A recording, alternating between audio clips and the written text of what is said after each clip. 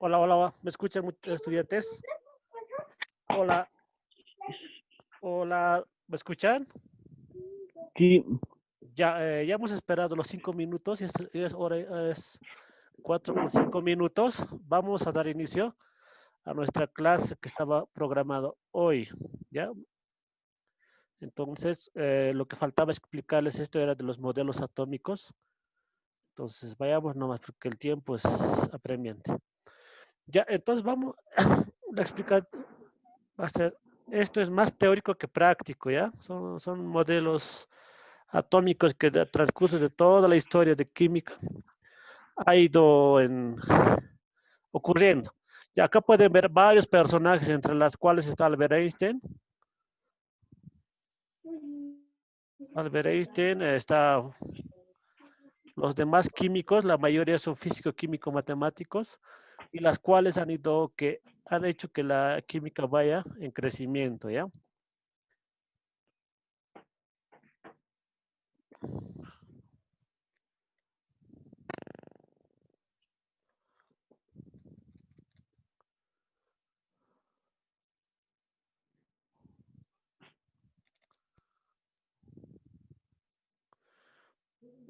Ya. ¿Qué son los modelos atómicos? Esta cosa.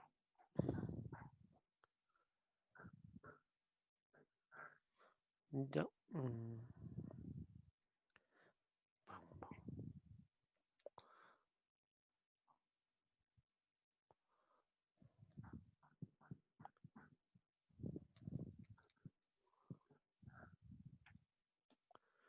momentito, por favor.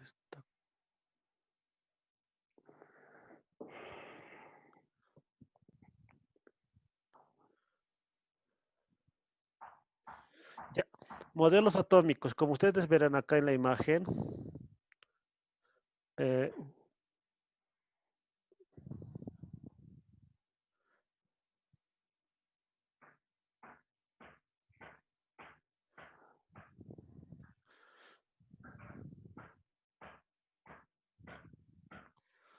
a ver, vamos a seguir de ahí nomás. El otro está medio raro, ¿che?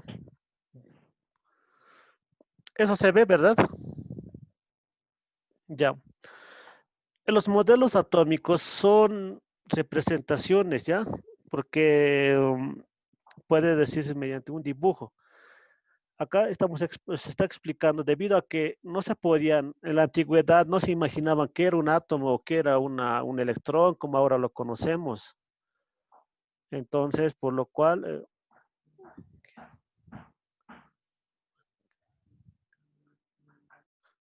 listo. Ya. Entonces, en la antigüedad, como les decía, los que han empezado con el estudio de los átomos eran los griegos, como por ejemplo está Demócrito, ¿ya?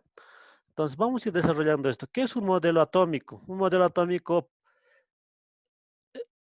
por lo tanto, consiste en una representación de manera gráfica en las dimensiones de un átomo, ¿ya? En la antigüedad así más o menos se imaginaban, y en la actualidad seguimos así, ¿ya? No podemos verlo el átomo, solamente nos imaginamos, pero con microscopio podemos verlo. Así con el microscopio mismo es medio difícil ver un átomo porque es muy, muy, muy pequeño. Entonces, en el transcurso de la evolución de los modelos atómicos ha sufrido esto. Los primeros que han estudiado lo que es los modelos atómicos han sido Leucipo.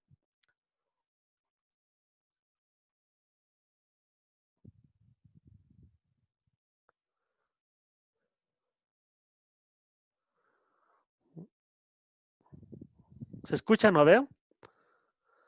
David, ¿se escucha lo que estoy hablando? Hola. ¿Se escucha lo que estoy hablando, estudiantes? Si no pueden contestar, por favor, en el... Ah, ya, es que había un comentario de que no se escuchaba. Ya, entonces vamos por el principio. Leucipo y Demócrito son los que en la antigüedad habían visto de que existía un átomo, pero no lo definían cómo era. Solamente decían que es algo que no se puede dividir. Luego viene Dalton, luego viene Joseph Thomson, Rutherford, Niels, Schrödinger y Schamel, ¿ya? Vamos a ir desarrollando eso. Vamos por lo que es del principio, ¿no? Leucipo. Era un filósofo griego, ¿ya? Que vivió hace 450 antes de Cristo. Y como verán aquí decía que la materia no podía dividirse, pero Demócrito, que fue el discípulo de Leucipo, igual indicaba lo mismo, ¿ya? Entonces, el estudio del átomo ha empezado de estos dos griegos, Leucipo y Demócrito, como verán acá en la fotografía que estoy marcando, estoy moviendo. Ellos pensaban, vamos a dividir una materia, pero va a haber un momento donde ya no vamos a poder dividirla. Por ejemplo, una manzana, la rompemos, la rompemos, la rompemos, pero va a haber un momento de que ese pedacito de manzana no vas a poder ya ni romperlo, ni vas a poder alzarlo. Y en ese momento, ese es el átomo, decían ellos, que ya no se puede dividir.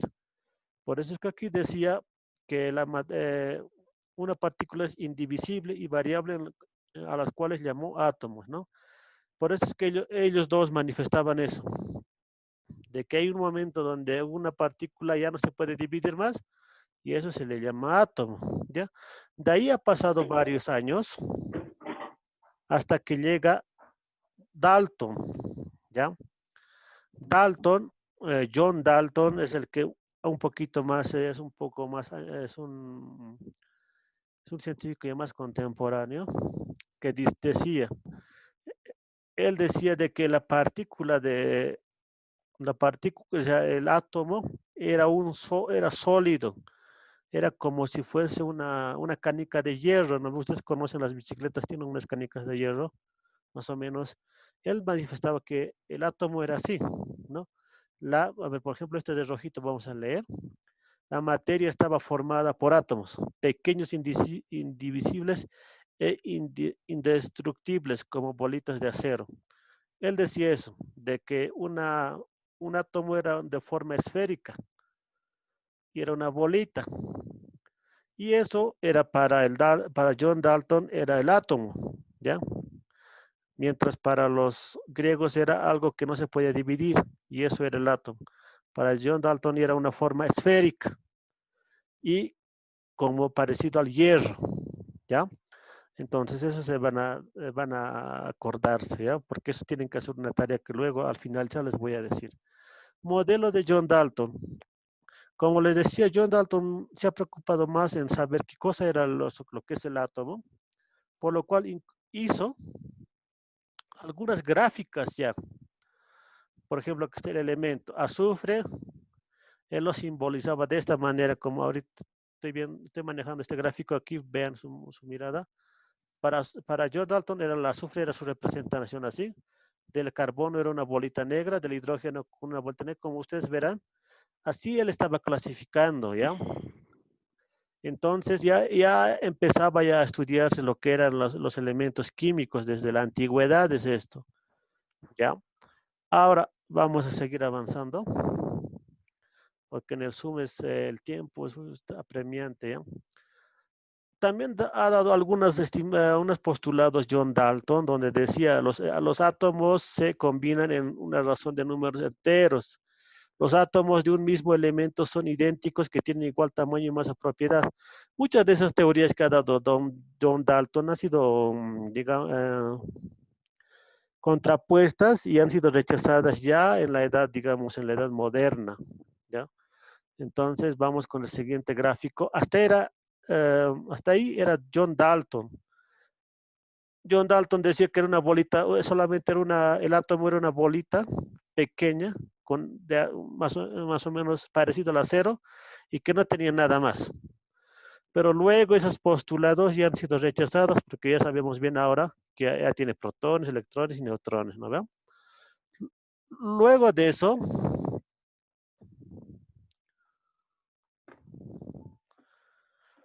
Vamos con lo que le sigue. Primero era Leucipo, Demócrito y John Dalton, y luego sigue los que van a estudiar ya lo que es el átomo. Por ejemplo, aquí está, esto lo subiremos ahí, ya listo. Dice, ¿no? Experiment Thomson. Luego aparece el científico Thomson, donde Thomson quiere saber qué cosa hay dentro del átomo. Ya había esa curiosidad, porque en ese entonces ya había electricidad. Entonces, lo que hace John Thomson, que lo que él hace este experimento, es parecido a una bombilla de los focos incandescentes antiguos que, digamos, conocemos. Por ahí ha hecho pasar electricidad. Ese amarillito que ven ahorita ustedes, eso es electricidad, ¿ya? Entonces, él hizo pasar esa electricidad, pero había un momento donde por unas láminas hizo pasar, pero había una desviación, no iban rectos. Hay algunos que iban rectos y otros empezaban a choquear, digamos, ¿no? Entonces, cuando una partícula se empieza a tomar otra ruta, es cuando choca con algo y se desvía, ¿no ven? Por ejemplo, nos estamos corriendo, nos chocamos y nos desviamos o nos detenemos. Pero si no hay nada, entonces va a ir rectito. Entonces, eso es lo que le ha llamado la atención a Thomson. ¿Por qué esa electricidad, los electrones que ha mandado, o sea, la electricidad está compuesta de electrones? ¿Por qué los electrones se desviaban? Era la pregunta de Thomson. Entonces, se ha imaginado, ahorita vamos a ver la gráfica. Entonces, él ha dicho, entonces en el átomo, como ustedes verán acá, este gráfico es de color naranjado y celeste, él decía, entonces, para que se desvíen, entonces seguramente ha chocado con algo, decía. Entonces, él decía, entonces el átomo debe estar compuesto con otras partículas. Desde ahí un poquito ya ha nacido lo que son el concepto de electrones, más que todo de electrones, y luego ya vamos a ir a los protones.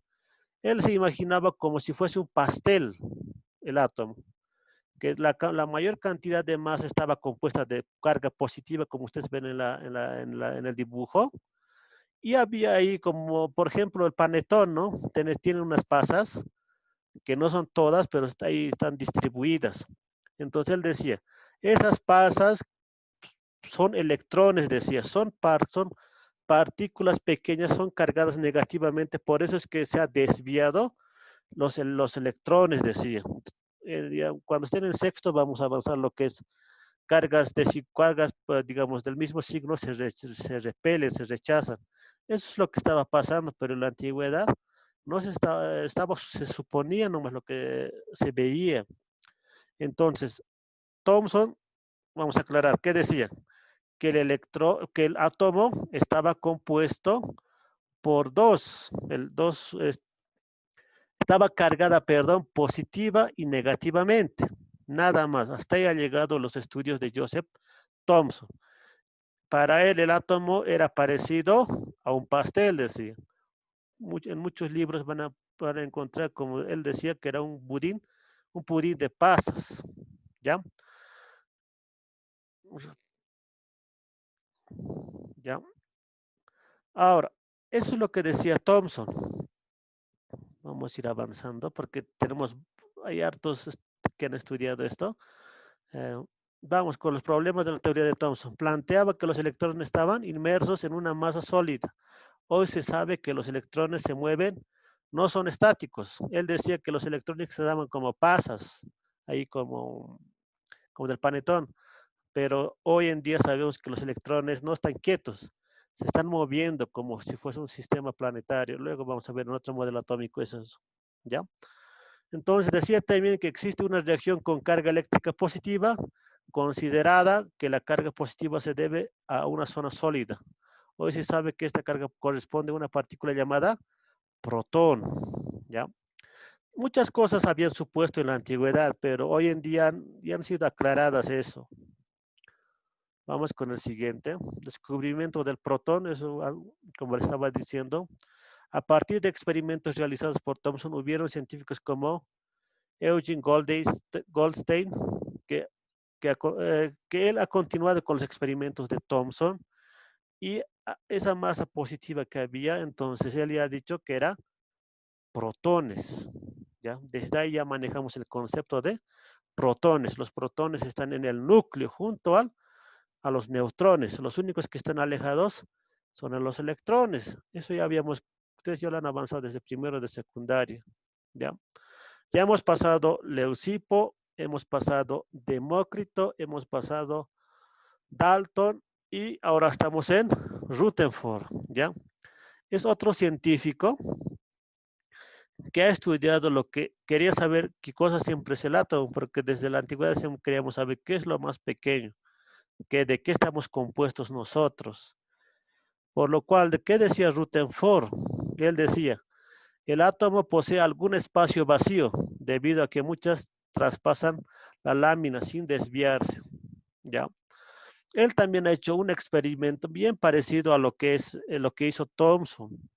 Ha puesto una lámina de hierro, aquí donde estoy señalando es una lámina de hierro, lo ha bombardeado con partículas alfa y hay como algunas que directamente han pasado y algunas han sido desviadas. Entonces él decía, hay lugares, ¿por qué ha pasado? Porque donde no hay nada, entonces directamente esas partículas gamas han pasado directamente, pero hay en algunas que han chocado con algo y se han desviado. Y esos eran los electrones de esa lámina de oro. Entonces él ha supuesto, entonces, como ha pasado directo, ahí no debe haber nada. Pero donde se han desviado las partículas gamma, entonces ahí debe haber, existe alguna partícula que lo ha hecho desviar. Eso es lo que manifestaba Rutherford, ¿ya? Acá vemos el experimento que hizo Rutherford. Para que las partículas se desvíen, deben encontrar una trayectoria, una zona cuya masa sea comparable o mayor a la de las partículas incidentes del núcleo. Esta zona debería tener además carga positiva. Entonces, de- desde ahí, desde Rutherford, ya se imaginaba el electrón como si fuese un pequeño sistema solar. Ya le estaban llamando como un sistema planetario, donde en el centro había una carga positiva. En la actualidad ya sabemos que son protones y neutrones, las cuales han hecho desviar a estos rayos gamma. Y donde era vacío directamente se pasaba, como en este caso en la línea verde que ven acá, donde no hay nada, entonces pasaban directamente, ¿ya? Y donde había alguna cosa, digamos una partícula, chocaba y se desviaba. Entonces, así poco a poco los científicos han ido desarrollando, digamos, el concepto de qué es un átomo, o sea, qué cosas tiene, ¿no?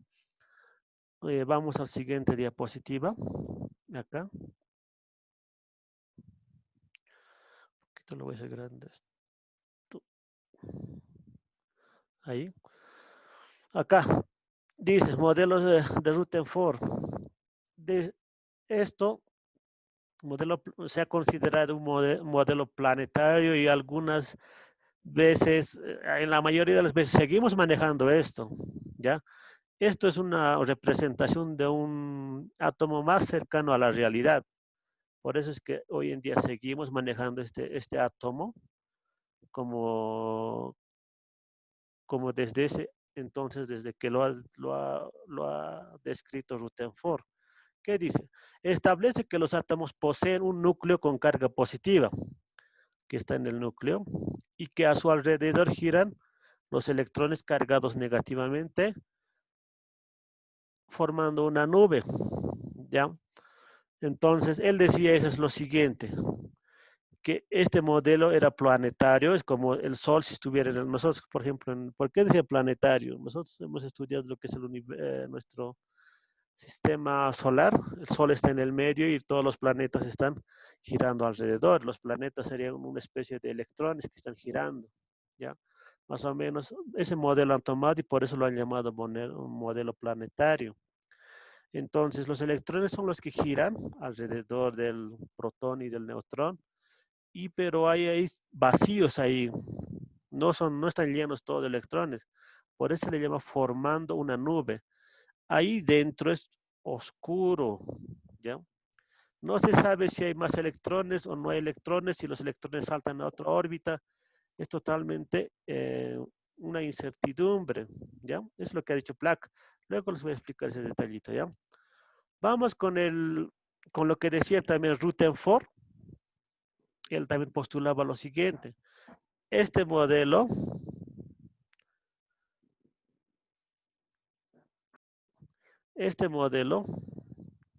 eh, considera el núcleo con carga positiva, pero sin presencia de neutrones, ¿ya? Entonces, hasta ese momento solamente sabíamos que era protones y sin presencia de neutrones. Poco a poco se va a ir aclarando eso con los científicos que vamos a seguir estudiando. Entonces, las partículas que aún no habían sido descubiertas, ¿no? Los neutrones estoy hablando. Esta teoría asume que los electrones se mueven a gran velocidad, lo que junto a la órbita se describe en algún momento lo haría perder la energía y, por ende, colapsaría junto al núcleo. Entonces, desde ahora tenemos que estudiar, ya estamos entrando a lo que es un poquito de la física cuántica, de que los elementos, digo, los electrones, tienen una fuerza, ¿ya? Una velocidad. Son pequeños, pero son capaces, digamos, por ejemplo, en la construcción de una bomba atómica, eran pequeños átomos de plutonio y cómo han hecho desaparecer cierta ciudad, ¿no? ¿Ve? Entonces, estamos ahí, vamos a lo que decía descubrimiento del neutrón, ¿ya? Ya hemos visto el descubrimiento del electrón, el del protón, vamos a lo que es del neutrón. En el neutrón, ¿qué dice? Debido a que la suma de las masas del átomo, protones y electrones, no correspondían a la masa total del átomo, es que ya James Chadwick en 1932 descubre unas partículas a las cuales nombró neutrones, ya que no poseían carga, pero sí masa. Lo permitió explicar la masa restante del átomo. Entonces, tienen que saber que ustedes la carga del neutrón es cero, por eso se le llama neutrones, no tienen carga, ni es positivo ni es negativo. Los únicos que tienen carga dentro de un átomo solamente son protones y electrones, neutrones negativos y protones positivos. Entonces, hasta ahí ya se ha descubierto los electrones, los protones, los neutrones, ¿ya? Luego llega este otro modelo que se le llama modelo de Bohr, ¿ya? Él decía, proponía estas siguientes hipótesis, ¿no? En su estudio, que decía, los electrones giran en torno al núcleo. Es lo que decía Rutherford. De órbitas circulares de energía fija, en las cuales se mueven y al hacerlos no emiten energía. Cada órbita posee una determinada cantidad de energía representada por la letra N. Entonces, hasta Rutherford no se pronunciaba algo de que las órbitas tenían un tipo de energía, pero Bohr ya está asegurando que sí hay en las órbitas energía, a la cual lo está llamando con la letra N, que lo voy a explicar ahorita.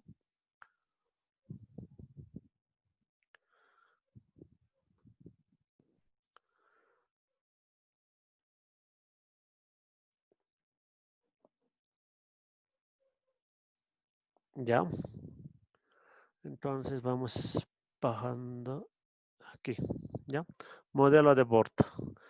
El electrón absorbe energía al pasar de un nivel inferior a uno superior. Emite energía al saltar de un nivel superior a otro. Como verán, esto es ahorita una gráfica en 2 dimensiones de un átomo. Aquí está el núcleo. Entonces, ustedes saben de que en cada órbita, tenemos 10 minutos más, en cada órbita hay electrones. Entonces, un electrón puede ir al otro lado, por ejemplo, en este de la órbita 2, de la segunda órbita, puede ir a la órbita 1, pero al hacer eso va a generar, digamos, va a emitir energía, ¿ya? Y esta energía es la que se puede utilizar para distintos armamentos cuando se hace este tipo de estudios.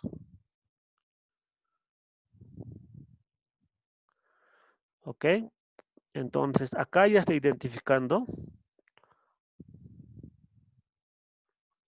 ya se está identificando de que las órbitas, por ejemplo, la primera órbita ya le llaman N1, a la segunda le llaman N2, a la tercera N3, así hasta la séptima, hasta el séptimo nivel. Solamente hay 7 niveles, ¿ya? Entonces, cada nivel va a si es que un electrón va al otro nivel, entonces va generando energía, la cual podemos usar nosotros, ¿no? Entonces, acá vamos al siguiente. Espectro de emisión de energía de Bohr. También ha hecho igual como los demás científicos hicieron varios experimentos para, digamos, sustentar lo que decían ellos, ¿no? Entonces, acá está sometiendo al hidrógeno a un prisma para saber el espectro de luz.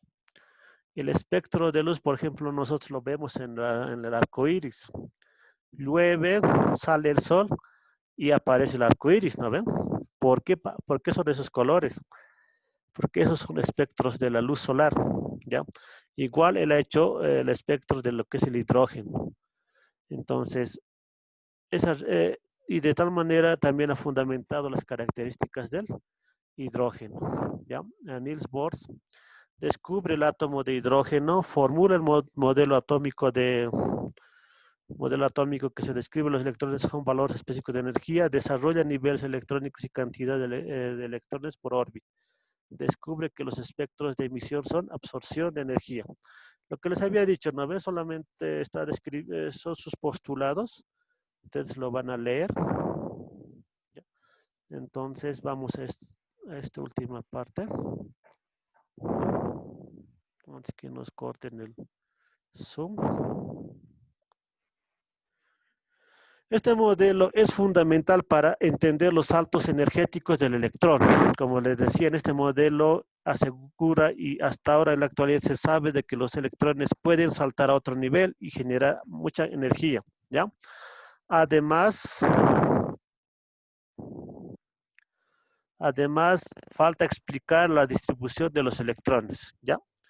Entonces vamos pasando a lo que es otro modelo, que es de Sommerfeld, donde él indica, ¿ya? A ver, hasta ahí los electrones giraban